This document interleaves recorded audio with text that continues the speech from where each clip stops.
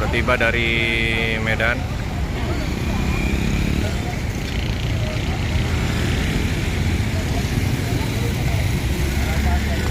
Turun dulu, mampir ke loket. Ini mau mandi dulu, mandi, dibersihin, baru nanti masuk ke area loket. Seperti biasa, ojek-ojek berdatangan menawarkan jasa.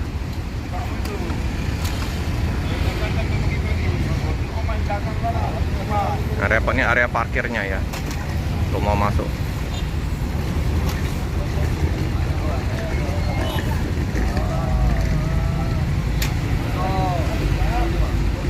Topin 80, Jetbus 3.